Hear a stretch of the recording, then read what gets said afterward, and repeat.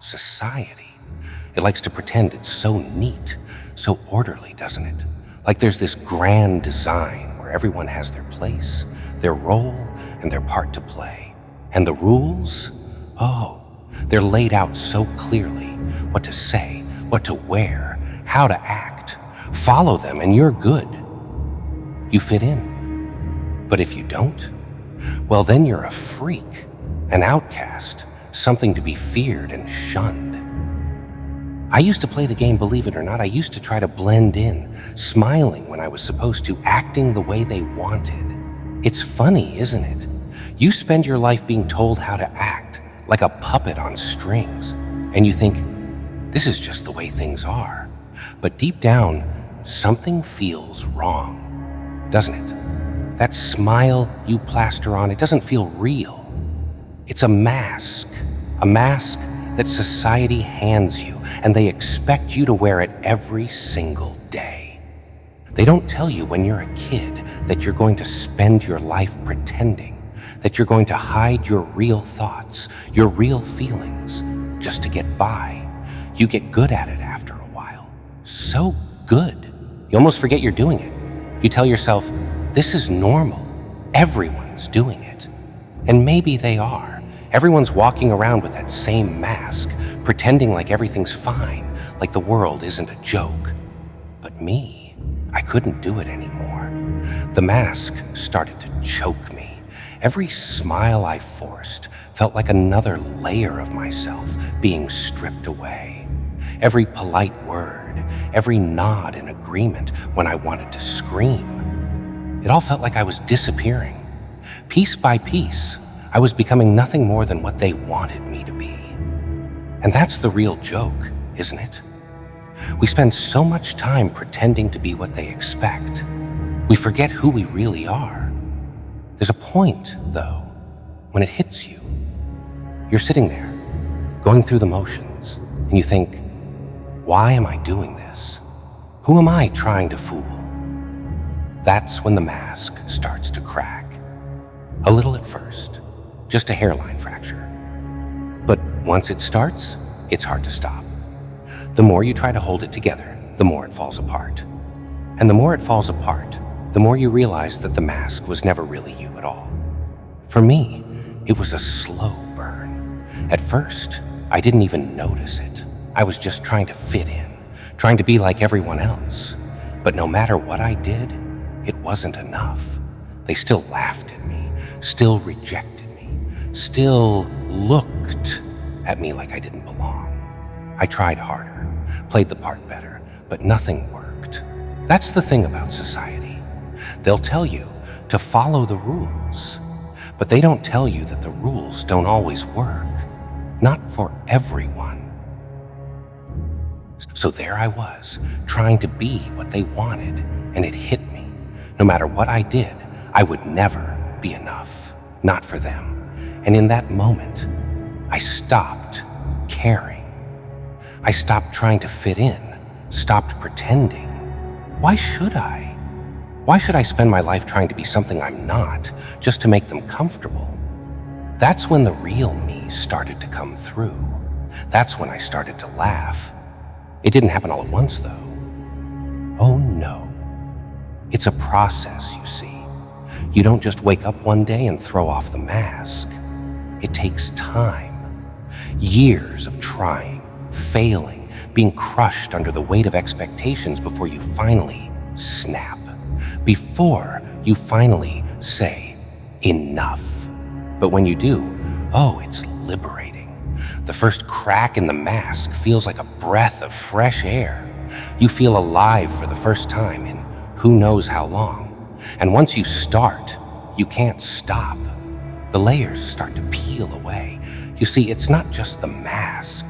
The mask is just the surface. Underneath, there are layers, years and years of conditioning, of trying to be normal. Society doesn't just hand you a mask and say, here, wear this. No, they build it for you, layer by layer, piece by piece, starting from the moment you're born. And those layers, they're not easy to strip away. It's painful. It's ugly. but it's necessary. When I started peeling back the layers, I didn't know what I'd find. I didn't know who I was underneath it all. But I knew one thing for sure. I wasn't the person they wanted me to be. I wasn't the smiling, polite, well-behaved version of myself that fit neatly into their little world. No, the real me was chaotic, unpredictable, messy, and that scared them. But I wasn't scared, not anymore. As each layer fell away, I felt lighter, freer. I stopped caring about what they thought, about their rules, their expectations. I wasn't living for them anymore. I was living for me. And that's when the world started to make sense. You see, when you stop playing by their rules, everything becomes clearer. You see the world for what it really is: chaos, disorder, madness, and you start to realize that maybe, just maybe, you're the only one who's truly sane. Madness. That's what they call it. They say I'm insane, that I've lost my mind. But what they don't understand is that I've found it. Oh yes, I've found it. I spent so long trying to be like them, trying to fit into their version of reality, that I lost myself. But when I stopped pretending, when I let go of the mask, I found something much more real. I found clarity. I found truth. They want you to believe that madness is a loss of control, a descent into chaos. But that's not it at all. Madness is freedom. It's the realization that the world is a joke, and the only sane response is to laugh. When I embraced my madness, I saw things clearly for the first time. All my life, I'd been told how to act, how to feel, how to think. But when I stopped listening, when I stopped following their rules, I saw the world for what it truly was: absurd, chaotic, and meaningless. But that's the beauty of it, isn't it? Once you see the truth, once you embrace the chaos, nothing can touch you. You're free. Free from their expectations, free from their judgments, free from the masks they force on you. That's what they don't understand. They think I'm broken, but I'm not. I'm more whole than I've ever been. I'm more me than I ever was when I was trying to be normal. They think madness is losing yourself, but it's not. It's finding yourself. It's peeling away all the layers they've built up around you and discovering what's underneath. And what's underneath? Chaos. Pure, unfiltered chaos. But that chaos, it's real. It's raw. It's me. And I wouldn't trade it for anything. You see, most people are too scared to face the truth. They're too scared to look at the chaos, to admit that the world doesn't make sense. They cling to their little rules, their little routines, because it makes them feel safe. But safety? It's an illusion. The real world, it's chaos. And once you see that, once you accept it, you're free. That's the secret. That's the punchline. I laugh because I see the joke. I laugh because the world is absurd, and the only sane response is to embrace the madness. They think I'm mad because I don't play by their rules, but I'm not mad. I'm free. And freedom? Freedom is terrifying. It's terrifying because it means you have to face the truth. You have to face the chaos. But once you do, once you embrace it, there's nothing left to fear. You don't need their masks, their rules, their approval. You don't need any of it. All you need is to be yourself, raw and unfiltered. And that's true freedom. That's the freedom of showing your true face. Laughter. Funny thing, isn't it? Most people laugh because they're happy, or at least that's what they want you to think. They laugh at jokes, at little moments of joy, trying to convince themselves that the world is bright and cheerful. But what they don't realize is that laughter can be something else entirely. It can be an escape. It can be a weapon. And for me, it's both. When I was younger, I didn't have a choice about when I laughed. It just happened, you see. It would bubble up from somewhere deep inside, uncontrolled, unstoppable. And it came at the worst moments. When I was sad, when I was angry, when the weight of the world was pressing down on me. People stared. They judged. They thought I was strange, a freak.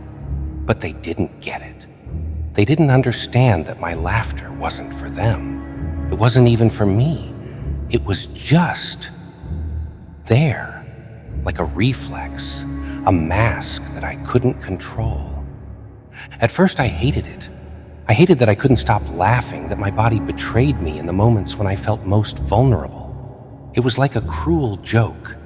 But then one day, something shifted. I stopped fighting it. I stopped trying to hold it in, and I just let it out. And in that moment, I realized something. Laughter wasn't just some involuntary reaction. It was powerful. It could be anything I wanted it to be. It could be a shield, a weapon, a way to tear down the walls that society had built around me. You see, when people see someone laughing, they don't know what to do. It makes them uncomfortable, especially when the laughter doesn't match the situation. It forces them to confront something they don't want to think about, the absurdity of it all. That's what laughter really is at its core. It's an acknowledgement that nothing makes sense, that the world is chaos dressed up as order. And once you start laughing at that chaos, you realize just how much power you hold. Because the moment you laugh at something, it loses its grip on you. At first, my laughter was a reaction to my pain, but over time, it became something more. It became a choice, a deliberate act of defiance. You see, the world tried to break me, to crush me under the weight of its expectations, its judgments. But instead of letting it destroy me, I laughed. I laughed at the absurdity of it all. I laughed at the people who thought they could control me. I laughed at the pain they inflicted, at the rules they tried to impose. And as I laughed, something magical happened. The more I laughed, the less their rules mattered, the less their judgments affected me. My laughter became a shield, a way to protect myself from the world's cruelty. But it was more than that. It became a weapon, a way to fight back. Because when you laugh at something, you take away its power. You strip it of its ability to hurt you. For me, laughter is rebellion. It's a way of saying, I see the chaos, I see the madness, and I'm not afraid of it. Most people, they're terrified of the world. They're terrified of losing control, of facing the reality that life doesn't make sense. So they pretend. They build walls around themselves, trying to create order out of chaos. But me, I embrace it. I laugh in the face of it because I know that trying to control the chaos is a losing game.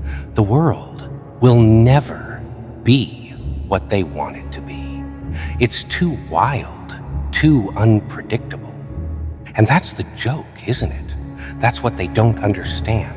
They spend their lives trying to control the uncontrollable, trying to fit into a mold that was never meant to hold them.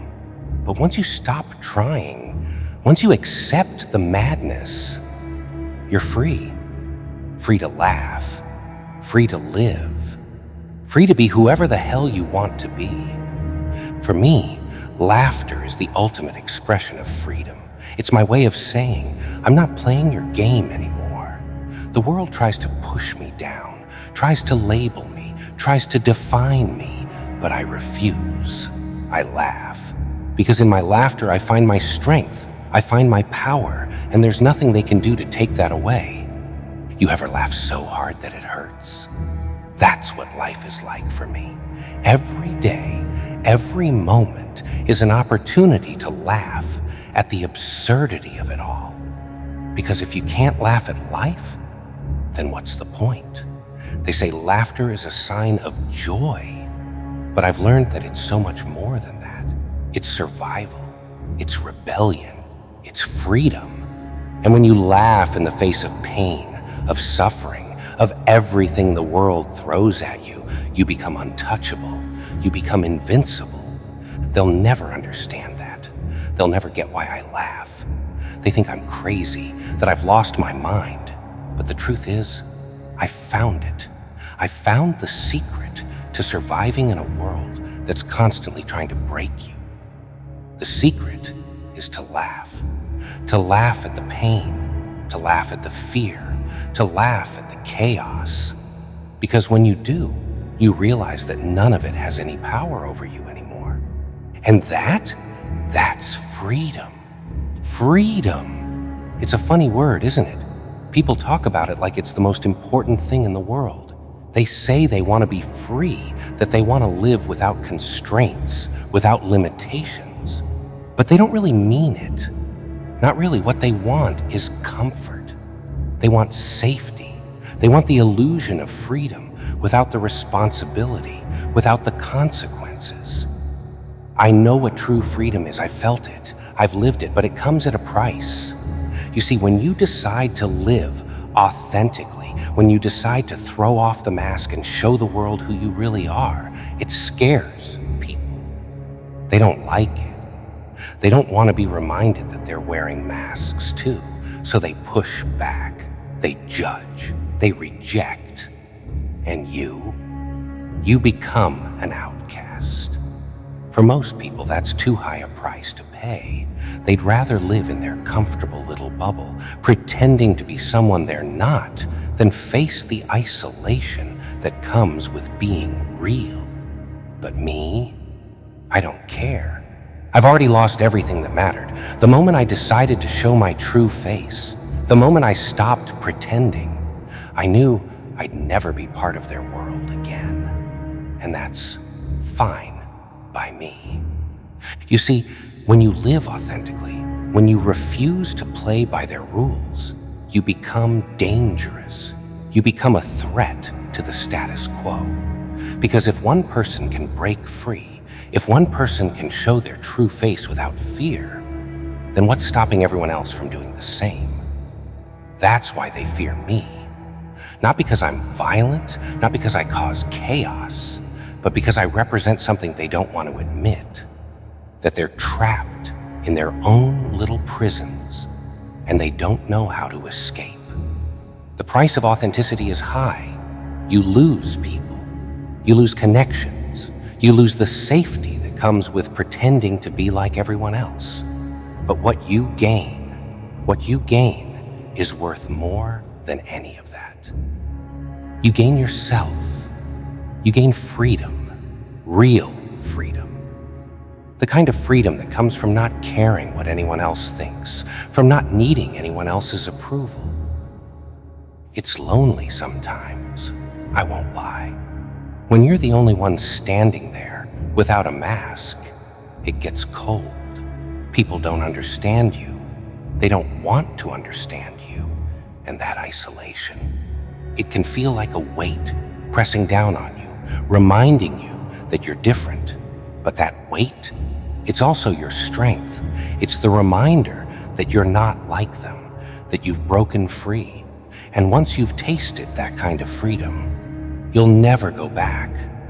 But with that freedom comes responsibility. Responsibility to yourself.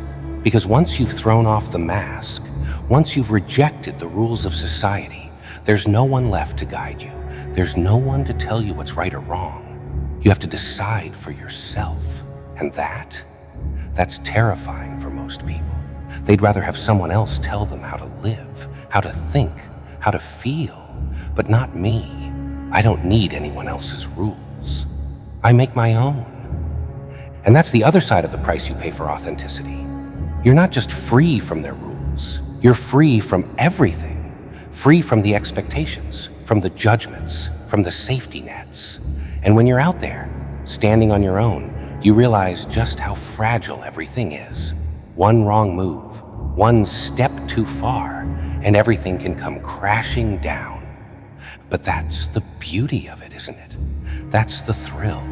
When you're living authentically, when you're truly free, you're walking a tightrope between chaos and order, between creation and destruction.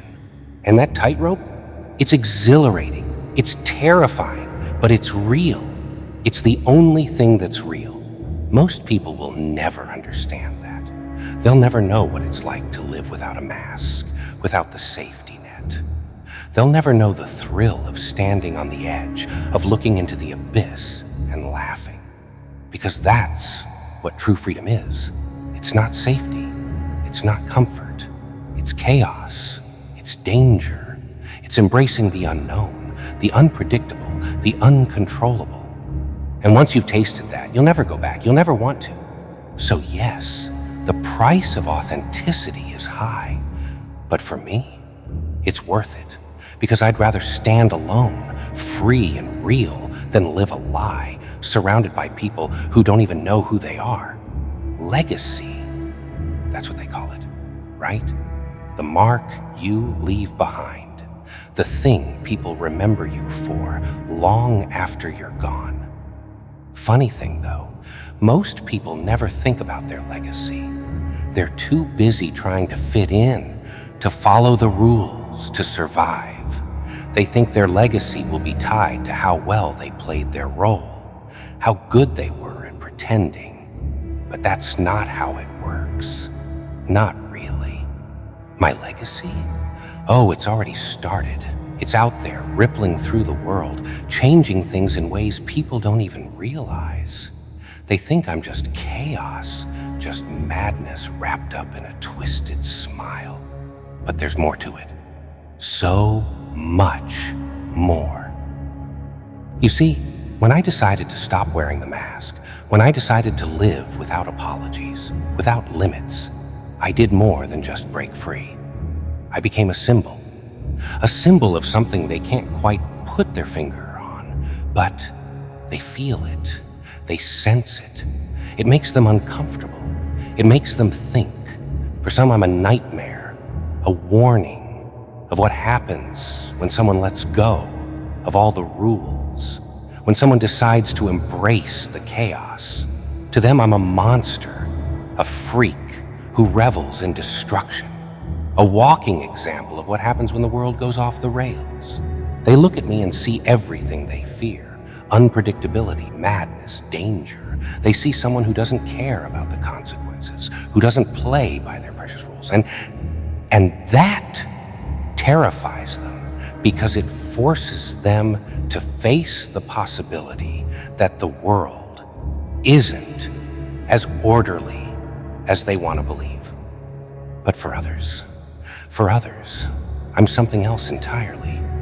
I'm an idea, a force. I'm the embodiment of freedom, the kind of freedom that scares people because it's not the polished, comfortable version they've been sold. It's raw, it's wild, and it doesn't care about what anyone thinks. To those people, I'm not a villain. I'm an inspiration. They see what I've done, what I've become, and they start to wonder if they could do the same.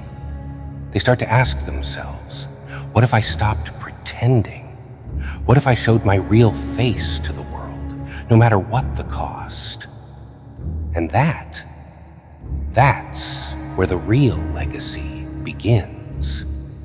It's not about the things I've done, the chaos I've created, or the destruction I've caused. No, my legacy is in the minds of the people who see me and start to question everything. It's in the cracks that form in their carefully constructed lives, in the moments when they stop and wonder if maybe, just maybe, they've been living a lie. I'm the whisper in the back of their minds, the little voice that says, what if you could be free? What if you didn't have to follow their rules anymore? It starts small, a tiny seed of doubt, planted in someone's mind. They see me, they hear the stories, and something inside them shifts. They start to question the masks they've been wearing, the roles they've been playing. They start to see the cracks in the facade of their perfect little lives. And once they see those cracks, once they notice them, it's only a matter of time before everything starts to fall apart. Some people embrace it. They tear off their masks and let the world see who they really are. They stop caring about the rules, about what's acceptable or normal. They decide to live authentically, to be real, even if it means standing alone. Those people, they're my true legacy. They're the ones who've seen the joke, who've laughed in the face of it, and decided they'd rather live in chaos than in the lie of order. But others can't handle it. The truth, the freedom, it's too much for them. They want to be free, but they're terrified of what that freedom means. They look at me, and they see the cost of it all, the loneliness, the isolation, the danger, and they're not willing to pay that price. So they double down on their masks, on their roles. They tell themselves that they're happy, that they're safe, that they don't need the kind of freedom I've found. But deep down, they know. They know it's all just a lie they're telling themselves, because the truth is too hard to face. That's the paradox of my legacy. I'm both the inspiration and the warning. I'm the symbol of what happens when you break free, but also a reminder of what you lose in the process. For some, I'm a hero, a figure who dared to live without limits, without fear. For others, I'm a cautionary tale, a glimpse of the darkness that waits for those who stray too far from the path. But either way, they can't ignore me. They can't look away. I'm in their heads, whether they like it or not. And that's the real power, isn't it? It's not about the chaos I create in the streets, the destruction I leave behind. It's about the chaos I create in people's minds, in their carefully constructed realities. It's about making them question everything they thought they knew, everything they thought was safe. Once you start asking those questions, once you start poking at the cracks in the facade, you can't stop. The truth is too loud to ignore. It starts to eat away at you, gnawing at the edges of your comfortable little life, until you either break free or let it consume you. That's my legacy. It's not about me. It's about them. It's about all the people who see me and start to question their own lives, their own masks. It's about the ones who start to wonder if they've been living a lie. And whether they embrace that truth or run from it, they'll never be the same. I've changed them, even if they don't want to admit it. But here's the thing. Legacies don't stop. They keep growing, spreading, evolving. The ripple effect of what I've done, of who I am, it'll keep going long after I'm gone. People will tell stories about me. They'll analyze me, try to figure out what makes me tick. They'll write books, make movies, hold debates, but they'll never truly understand because they're still trapped in their own little prisons, still too afraid to throw off their masks and live authentically. And that's the funniest part of all. They'll spend years trying to figure me out, trying to define my legacy, but they'll never see the real joke. The real joke is that it's not about me. It never was. It's about them. It's always been about them. I'm just the reflection, the mirror that shows them what they don't want to see. And whether they love me or hate me, fear me or admire me, they'll never be able to look away. They'll be stuck with that reflection, staring back at them, reminding them of the truth they're too scared to face. So what's my legacy? It's chaos, it's freedom, it's rebellion, but most of all, it's the truth. The truth that the world is a joke, that the rules don't matter, that the masks we wear are just lies we tell ourselves to feel safe. And once you see that truth, once you accept it, you're free. Free to laugh, free to live, free to be whatever the hell you want to be. And that's the real legacy, the real joke, the one they'll never stop talking about, never stop trying to understand, even though the answer's been right in front of them the whole time.